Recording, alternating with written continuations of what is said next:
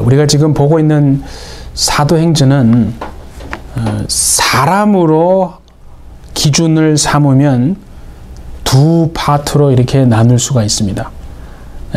하나가 언제부터 언제까지냐면 사도행전 1장에서 12장까지, 그리고 오늘 본문에 나오는 것처럼 13장에서 28장, 이렇게 두 부분으로 나누어집니다. 1장에서 12장까지는 베드로를 중심으로 예수 복음이 예루살렘, 유대를 중심으로 이제 증거되어지는 그 일들이죠. 그리고 이제 13장에서부터 마지막 장 28절까지는 바로 바울이라고 하는 사람을 통해서 이방인에게 복음이 증거되어지는 겁니다. 물론 이제 그 중간에 9장에 보면 이제 뭐 바울이 예수님을 만나는 장면이 나오지만, 그거는 이제 만나는 거니까 실질적으로 일이 이루어지는, 복음이 증거되어지는 것은 13장부터 이루어지는 거거든요. 그래서 이렇게 사람을 중심으로 나누라 그러면 두 부분으로 나눌 수 있는 겁니다. 그래서 이제 우리가 바울을 한번 보면, 우리가 지난주에 본 것처럼, 그죠? 바울이 다메섹으로 이제 갑니다. 그 막 분기탱천에서 예수 믿는 사람들을 다 잡아서 죽이려고 가두려고 가다가 다메섹 도상에서 예수님을 만납니다. 그게 9장이거든요. 그게 한 대략 AD 32년 정도로 봅니다. 근데 실질적으로 바울이 안디옥 교회에 파송을 받아가지고 이제 본격적으로 1차, 2차, 3차 전도 여행을 떠나게 됩니다. 그렇죠? 그 복음을 증거하게 된다. 교회가 세워지게 되는 거예요. 그게 오늘 우리가 본문에 본 13장이거든요. 그때가 AD 46년으로 봅니다. 그러니까 보세요. 바울이 예수님을 만난 것은 AD 32년이에요. 근데 실질적으로 보냄을 바울이 받아서 예수 복음을 증거하고 사역을 시작한 것은 AD 오늘 13장에 본 것처럼 46년이거든요. 그러니까 이러면 시간이 차이가, 세월이 몇 년이 흘렀어요? 14년이라는 세월의 공백이 있는 거예요. 그러니까 이게 바울의 입장에서 보면 예수님이 자신을 만나 주셨어요. 그러니까 자기가 그렇게 정말 확신을 가지고 예수는 죽었다. 그래서 예수를 따르는 그 제자들이 예수가 살아났다고 거짓말로 사람들을 미혹하고 혼돈에 빠뜨려 내가 이것들을 가만두지 않겠다라고 그렇게 다메섹으로 가다가 그 예수가 정말 죽었다고 분명히 확신했던 예수가 살아있어서 자기를 만나 주셨다 이거죠. 그리고 그를 불러서, 자신을 불러서 예수 복음을 증거하는 일로 부르셨습니다. 그렇죠? 그런데 실질적으로 바울이 이제 안디옥 교회 파송을 받아서 그 사역이 실질적으로 이루어지기까지는요, 바울은 우리가 본 것처럼 14년을 기다려야만 했다 이거죠. 이게 어떻게 인간적으로 우리가 생각해 보면 이게 너무 불합리하다고 생각되지 않습니까? 그러니까 예를 들어서 그렇게 하는 게 아니라 예수님이 바울을 AD 32년에 만나 주셨잖아요. 그러면 바로 그 다음 해에 33년부터 바울을 보내고 복음을 증거케 하시고 사역을 시작하게 하셨다면 솔직히 말해서 복음이 더 멀리 증거될 수 있었잖아요. 그리고 더 많은 사람들에게 복음이 증거되어지고 더 많은 교회가 세워질 수 있었다고 생각할 수 있다 이거죠. 이게 뭔가 우리가 인간적인 눈으로 볼 때는 불합리하게 생각할 수 있습니다. 근데 예수님은 신기하게도 14년이라는 시간, 그 정말 긴 세월을 기다리게 하십니다. 그 14년이라는 그 시간이 사실은 예수님에게는 필요 있는 시간이 아니잖아요. 예수님한테는 시간의 개념이 없는 거예요. 그러니까 그 시간은 예수님을 위해서 14년이 꼭 필요했던 게 아니고 바로 바울에게 필요했던 그 기다림의 시간이 14년이다 이거죠. 사도 바울에게 14년 동안 예수님이 뭘 하셨겠습니까? 더 많은 성경 공부를 하게 했겠습니까? 그래서 그 전에는 알지 못했던 그 하나님의 비밀을 더 많이 깨닫게 하는 시간이 14년이었겠냐 이거죠. 그렇지 않습니다. 예수님이 바울에게 14년이라는 세월을 기다리게 하신 것은요, 바울로 하여금 자기 힘을 빼게 하시는 시간입니다. 자기 힘을 바울은 빼야 하는 거예요. 왜냐하면 모든 것을 자기 자신이 하려고 했거든요. 예수가 죽었다고 생각했는데 그 예수가 살아있네. 그 이전에 유대교에 심취했던 바울의 열심 가지고요. 바울은 자기가 모든 것을 자기 힘으로 하려고 했다 이거죠. 그래서 그 14년 동안 예수님은 바울에게 힘을 빼라는 거예요. 여러분 바울 서신에 보면 바울 서신을 13권이 되잖아요. 바울이 썼던 서신이 13권인데요. 뭐 이런 서신들의 갈라디아서 이런 데 보면 빌립보서나 에베소서 뭐 데살로니가 이런 전후서 보면 바울이 자신을 소개하는 게 있어요. 항상 뭐라고 소개하냐면 예수 그리스도의 종 나 바울은 사도로 부르심을 받았다 이렇게 사도라는 말을 씁니다. 아파솔. 그 사도 아파솔이 뭔 뜻이냐면요. 부름을 받았다는 거예요. 부르심을 받은 존재가 바로 사도거든요. 부름을 받았다는 게 자기는 부름을 받은 존재라는 거예요. 여러분 부름 받은 사람에게 있어서 가장 중요한 게 무엇입니까? 부름 받은 사람에게 있어서 가장 중요한 건요. 자기 마음대로 해서는 안 되는 거예요. 절대 부름 받은 사람은 자기 마음대로 하면 안 되는 거예요. 부름 받은 사람에게서 가장 중요한 것은요. 보내신 이의 뜻을 따라 행하는 겁니다. 그 보내신 이의 뜻대로 행하는 것. 그게 보냄을 받은 자에게 있어서 가장 중요한 거거든요. 그래서 힘을 빼야 되는 거예요. 반드시 그래서 힘을 빼야 돼요. 근데 바울은 모든 걸 자기가 하려고 했거든요. 그래서 그 14년의 기다림은 낭비하는 시간이 아닙니다. 사람이 볼 때는 하나님 왜 이렇게 멍청한 바보 같지? 하나님 그렇게 멍청한 바보가 아니에요. 그 시간은 바울에게 우리에게 반드시 필요한 시간, 힘을 빼야 되는 시간이 되는 것이다. 그래서 기다림의 시간은요. 반드시 있어야 되는 겁니다.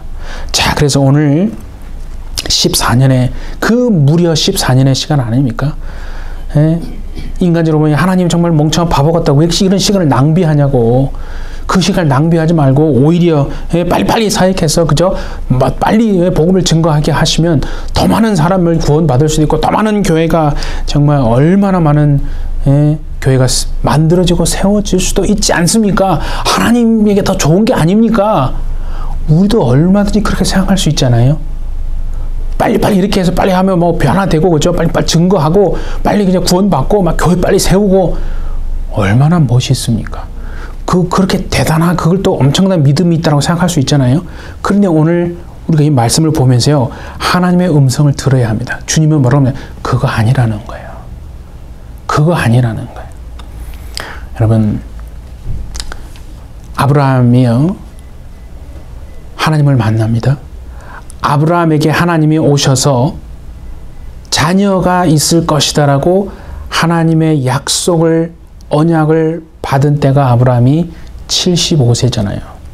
그런데 실질적으로 이삭이 태어나서 그 말씀이 이루어지기 위해서 아브라함은 자그마치 25년을 기다려야 했거든요. 25년을 기다려야 했다. 그래서 100세 그 아들이 태어난 거 아니에요. 근데 보세요.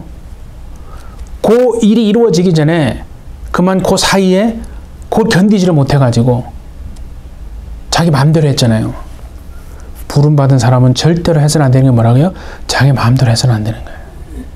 보내신 이의 뜻대로 하는 거거든요. 그런데 아브라함이 이게 맞다라고 생각한 거 아니에요. 이렇게 해야 된다. 이렇게 하지 않으면 이제 안 되는 거입니다. 그 자기 마음대로 해서 태어난 사람이 아들이 이스마엘이잖아요.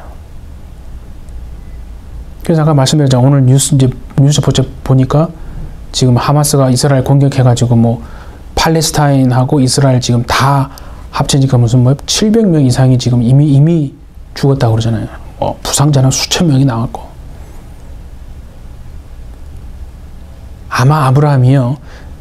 정말 내 마음대로 해가지고 내가 당장 아들은 없겠지만 내가 알지 못하는 그 뒤 훗날 그 내 자손 후손들이 이스마엘과 그 이삭의 후손들이 박 터지게 정말 싸워서 서로 피 터지게 죽을 거라는 것을 아브라함이 알았더라면 자기 마음대로 했겠습니까?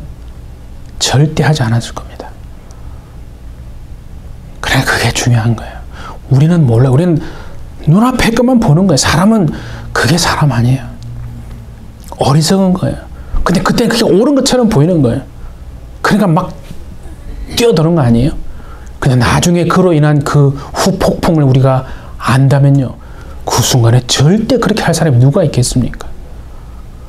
그러니까 이스마엘과 그 이삭의 후예인 지금 예루살렘, 이스라엘과 그 중동의 국가들이 얼마나 지금 수천 년간 박 터지게 싸운, 그거는 성경에 이미 예언된 겁니다. 계시록 같은 데 보면 주님이 오시는 그 날까지 그 갈등과 그 분쟁은 계속되어질 겁니다. 예. 그냥 우린 정세를 통해서도요, 그냥 그런 일이 일어났구나가 아니라, 그냥 몇 명이 죽었으니까 안타까운 게 아니라, 하나님은 그 과정을 통해서 어떻게 하나님의 말씀하심을 이루어 나가는가, 그걸 보아야 하는 거예요. 예. 그래서 아브라함이 25년을 자그마치 기다렸다니까요. 다윗이요. 다윗은 사무엘에게 왕이 될 거라고 그렇게 딱 기름 부음 받았잖아요. 근데 여러분, 실질적으로 그 일이 있고 난 다음에 다윗이 정말 왕으로 이제 딱 위임 받아서 왕의 보좌에 앉은 것은 몇 년이 지나서인 줄 아십니까? 대략 15년의 시간의 기다림이 있고 난 이후에 실질적으로 왕의 자리에 올랐습니다. 어찌 보면 우리가 지금 이 시간을 걸어가고 있는 것은 아닌가, 그런 생각이 듭니다. 왜 나에게 이런 시간이 필요하지? 아니, 하나님 멍청이 바보 같아. 왜 이런 시간을 낭비하시지? 왜 나에게 이런 정말 필요 없는 것 같은 이런 쓰잘데기 없는 기다림의 시간이 왜 필요한가? 이제 뭐 다 준비됐으니까 빨리빨리 사역하고 빨리빨리 이렇게 해서 막 부흥시키고 막 나가서 막 주님의 나라를 선포하고, 그러면 교회 더 많이 세우고 더 많은 사람이 구원받고 하나님이 더 좋은 거 아닐까? 왜 나에게 이런 기다림의 시간이 필요한가? 하나님은 말씀하십니다. 그거 아니다라고 지금 말씀하시는 거예요. 보냄을 받은 자에게 있어서 가장 중요한 것은 보내신 이의 뜻대로 행하면서 순종하면서 힘을 빼는 것입니다. 그래서 기다림의 시간은 반드시 필요하다. 지금 그거를 이렇게 말씀하시는 거죠. 그 지난번에 제가 한번 말씀드렸는지 모르겠는데 히브리어가 있어요. 히브리어에 미드바르라는 단어가 있어요. 미드바르. 그 미드바르라는 히브리어가 어디에서 나왔냐면 히브리어 다바르에서 나왔어요. 그래도 비슷하잖아요, 그죠? 미드바르, 다바르, 바르가 비슷하죠. 미드바르라는 단어가 다바르라는 단어에서 나왔다니까요. 다바르가 무슨 뜻이냐면 하나님의 말씀이에요. 하나님의 말씀. 그러면 미드바르가 하나님의 말씀이라고 번역된 다바르에서 나왔는데, 그럼 미드바르가 무슨 뜻이냐면요, 광야거든요. 히브리어 미드바르는요, 광야입니다. 이게 언뜻 보면 전혀 맞지 않는 것 같잖아요. 광야가 말씀이라는 미드바에서는 하나님의 말씀. 그래서 광야의 히브리적인 뜻은 의미는 뭐냐면요. 말씀이 있는 곳. 말씀이 있는 장소가 바로 미드바르, 광야다는 겁니다. 그래서 영어로 wilderness라고 그렇게 번역했거든요. 하나님은요, 하나님의 사람들을 훈련시키기 위해서 반드시 광야로 보내시더라. 광야로 인도하시더라. 성경을 보세요. 모세가 그랬고, 다윗이 그랬고, 오늘 바울이 그랬다 이거죠. 하나님은 그러니까 예외가 없는 모든 하나님의 사람들을 다 광야로 보내셔서 훈련받게 하신다 이거죠. 네. 예외가 없습니다. 근데 여러분, wilderness, 광야는 없는 게 뭐냐면요. 다 모든 게 없어요. 물이 없어요. 물이 얼마나 중요한데 물이 없어요. 그늘이 없어요. 그 내리쬐는 햇빛을 피해야 사는데 그 피할 그늘이 없다니까요. 먹을 것이 많습니까? 먹을 것이 없어요. 그러니까 물도 없고 그늘도 없고 음식도 먹을 것도 모든 게 결핍되어진 없는 곳이 광야입니다. 그런데 있는 게 있다 이거죠. 그게 뭡니까? 하나님의 말씀이 있는 곳이다. 광야는 하나님의 말씀이 있는 곳이 광야. 그래서 하나님의 사람들을 하나님이 광야로 다 불러내십니다. 그래서 뭘 배우게 하시냐면 하나님의 말씀을 의지하는 법을 배우게 하시더라. 왜냐하면 광야가 뭐라고요? 어떤 곳이라고요? 말씀이 있는 곳이거든요. 여러분, 우리가 이제 다 알잖아요. 우리가 환경이 좋고요. 삶이 여러분 뭐 내가 부족함이 없고 모든 게 참 좋잖아요. 결핍이 없잖아요. 하나님 의지하지 않잖아요. 벌써 사람은 모든 게 이렇게 잘 되고 이렇게 잘 뭐 풍성하면요. 정말 하나님을 의지하고 하나님 말씀을 붙들기가요. 쉽지 않는 거예요. 그래서 하나님이 사랑하시는 자들을 부르시는 자들을요. 광야로 보내셔서 하나님의 말씀을 의지하는 법을 배우게 하십니다. 내 힘, 내 지식, 내가 살아온 그동안의 어떤 능력, 경험 이런 걸 의지하는 게 아니라 어떠한 환경에서도 상황에서도 하나님, 그 하나님의 말씀을 의지하는 법을 배우는 것이 끝나면 그제서야 하나님이요 이제 사역을 시작하시는 것이거든요. 그래서 그 기다림의 시간은 반드시 필요한 것이다. 자, 오늘 이제 본문의 13장 그 1절부터 3절 한번 보세요, 여러분. 안디옥 교회 선지자들과 교사들이 있으니 그 이름들을 얘기했어요. 바나바, 니게르라는 시몬, 구레네 사람 루기오, 분봉왕 헤롯의 젖동생 마나엔과 및 사울이라. 네. 바나바와 그 우리가 아는 바울 말입니다. 근데 2절 한번 보세요. 주를 섬겨 금식할 때 성령이 이르시되 내가 불러 시키는 일을 위하여 바나바와 바울을 따로 세우라.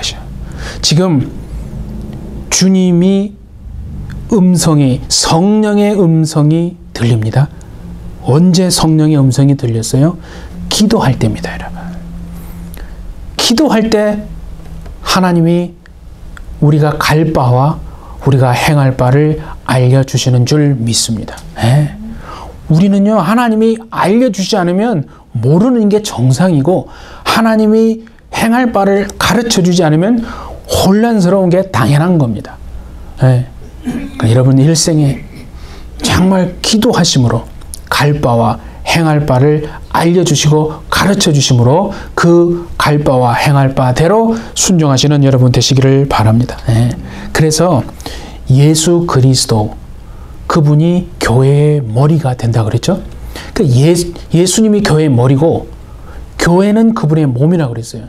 그래서 교회는 절대로 빠져서는 안 되는 게 바로 성령의 말씀하심입니다. 몸이기 때문에 그런 거예요. 예수님의 몸이기 때문에 교회에 절대로 빠져서는 안 되는 게 바로 성령의 말씀하신다 이거죠. 그러니까 여러분 한번 생각해보세요. 진짜 고통은 뭐냐면 너무 살다 보니까 환경이 힘들어요. 뭔가 일이 잘 안 되고 막 이렇게 막 고난이 많고 정말 고통스러운 것은요. 그 환경이 막 너무 내가 감당할 수 없을 정도로 힘든 것이 그게 고통이 아니라 진짜 고통이 뭔지 아십니까? 하나님의 말씀하심이 없는 겁니다. 성령의 음성이 없는 겁니다. 하나님의 말씀하심이 들려와야 되는데 하나님의 말씀이 음성이 성령의 음성이 있어야 되는데 그래서 우리가 갈 바와 행할 바를 알고 그 길대로 가야 되는데 그 하나님의 말씀하심이 들려오지 않으니까 갈 바와 행할 바를 모르는 거 아니에요? 그게 고통스러운 겁니다, 여러분. 진짜 고통은 바로 그거거든요. 그래서 성령의 이 음성, 성령의 말씀하심이 우리에게서 사라지고 교회에서 사라지는 순간 교회는요, 능력을 잃어버리게 돼 생명이 그냥 사라져버리게 되는 겁니다. 뭐 성령의 음성이라고 하니까 무슨 뭐 꿈에 어떤 뭐 신비스러운 그런 것이 나타나서 이상한 음성이들 그런 걸 말하는 게 아니잖아요. 기도하니까 모르는데 답답한데 해결이 안 되는 문제 앞에 정말 갈 바를 모르겠고 행할 바를 모르겠는데 그래서 내 마음대로 이렇게 해야 되고 해야 되는 것 같은 데는 막 충동도 느껴지고 그런데 내 마음대로 하지 않고 정말 기도했더니 하나님이 그 갈 바와 행할 바를 가르쳐 주시는 그게 우리의 삶이고 그게 믿는 자의 삶인 줄 믿습니다. 그러니까 우리는 반드시 하나님의 음성, 하나님의 그 말씀, 성령의 말씀이 있어야 된다. 그래서 그 말씀이 사라지는 것이요 가장 두려운 거 아니겠어요?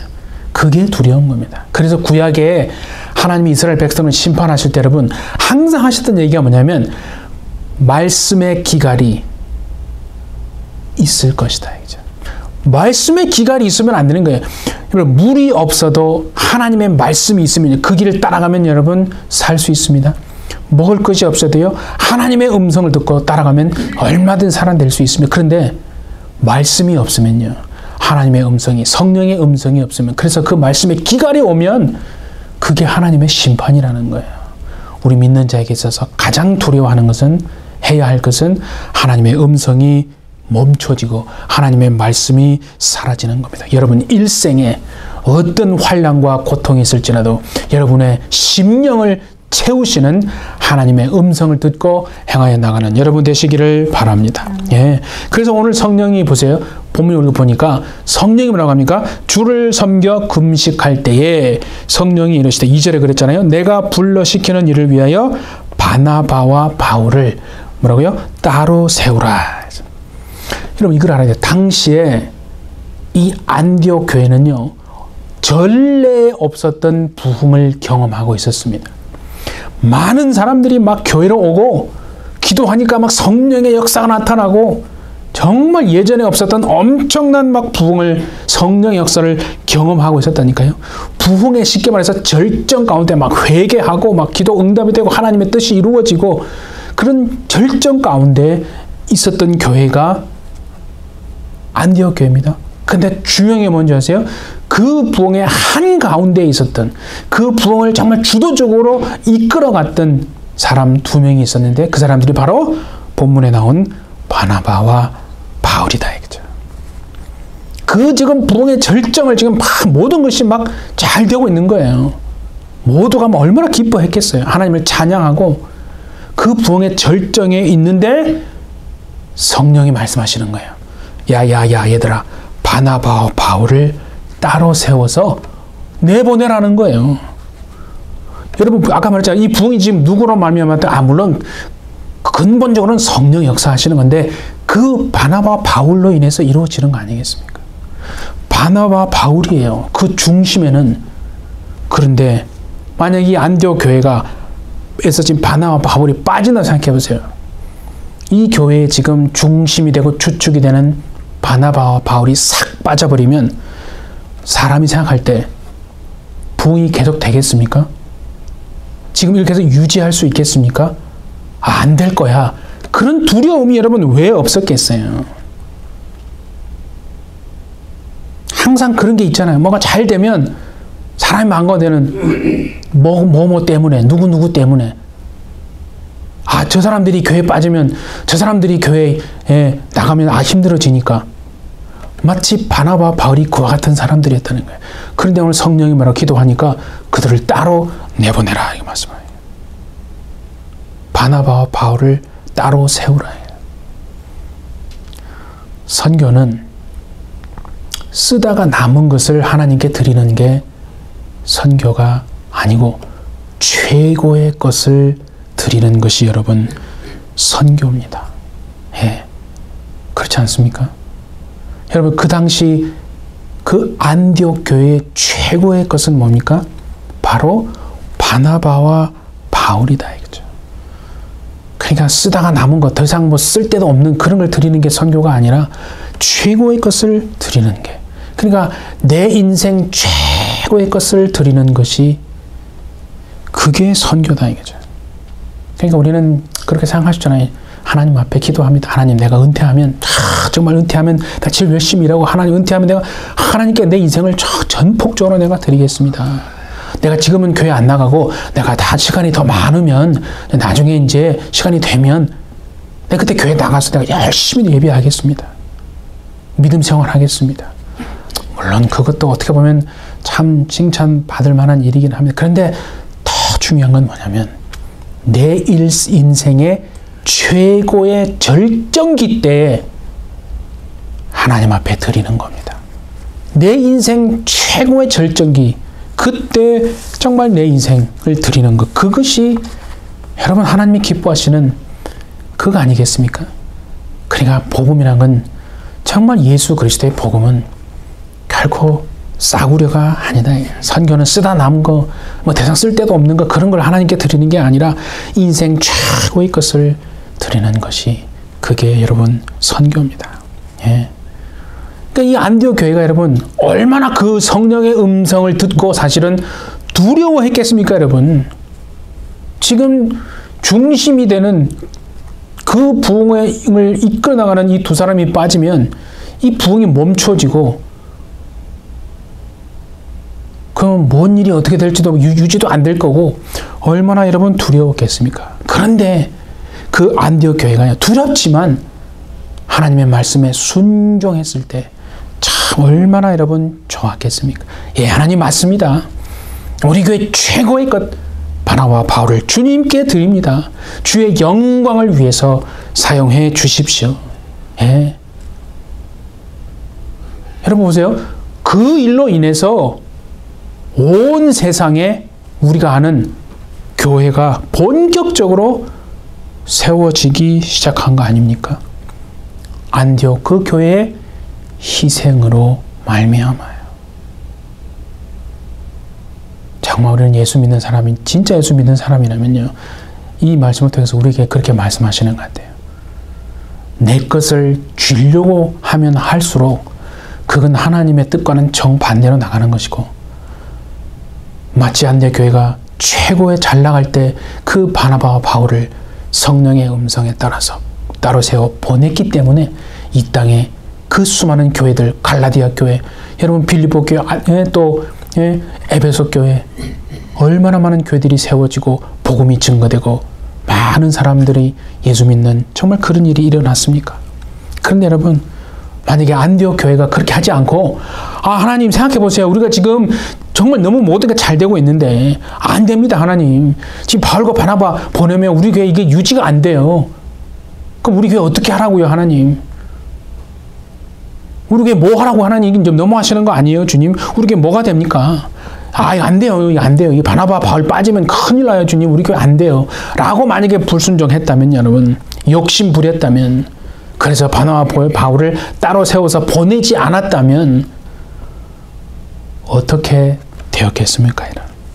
주변에 그 많은 교회가 세워졌겠습니까? 절대로 안 세워졌겠죠. 그러니까 그 참 믿는 자의 희생, 그 희생이 있기 때문에 복음이 증거되고 하나님의 뜻이 이루어지는 것이다.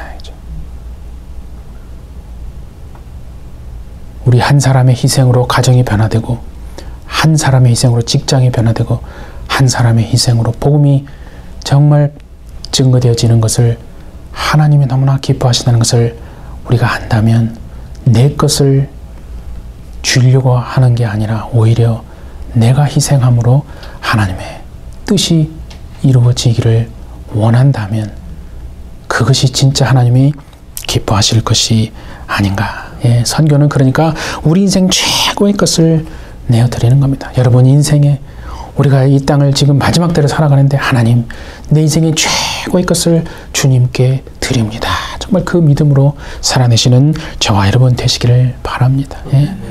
그 예수 복음의 핵심이 여러분 세 가지 아닙니까? 예수 복음의 핵심은 세 가지입니다.